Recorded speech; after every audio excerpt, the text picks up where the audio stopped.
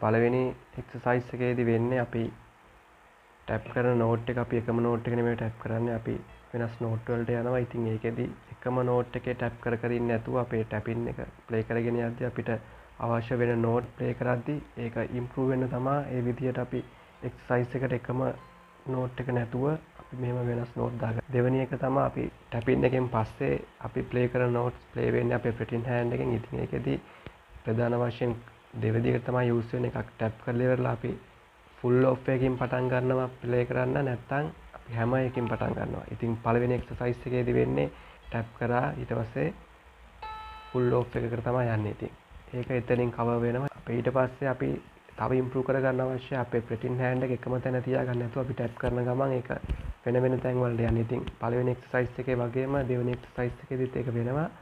අපි පළවෙනි එක මේ පොසිෂන් එකේ ප්ලේ කරලා ඊළඟට අපි ඊළඟ මෙෂර් එකේදී අපි යනවා මෙතෙන්ට. හරිද?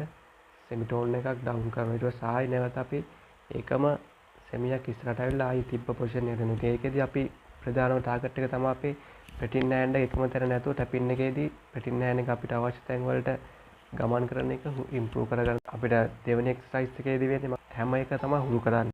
අපි එක්සර්සයිස් දෙක ගැන කතා කරමු. ඒකෙදී ගොඩක් අඩු ටෙම්පෝ එකදී පටන් ගන්න BPM 40ක වගේ පටන් අරගෙන ඊට පස්සේ ඒක ටික ටික ඔයාලගේ ටෙක්නික් එක ප්ලේ වෙද්දී ඉම්ප්‍රූව් වෙනකොට ඔයාලා ටෙම්පෝ එක ටික ටික වැඩි කරලා ඔයාලගේ ටාගට් එක තියාගන්න BPM 140කට ඒක ඉම්ප්‍රූව් කරගන්න ස්ටෙප් බයි ස්ටෙප් මේ ලෙසන් සීරීස් එක කරගෙන යනවා. මල්ටි ෆින්ගර් ටැපින් ඊට පස්සේ ටැපින් ස්ලයිඩින්. ඉතින් ඒවත් ඉස්සරහට කතා කරමු. ඔයාලා අමතක නොකර මගේ channel එක subscribe කරන්න සහ දෙයක් ඉගෙන ගත්තා නම් කමෙන්ට් කරන්න. ඒ වගේම අනිත් අයටත් share කරන්න.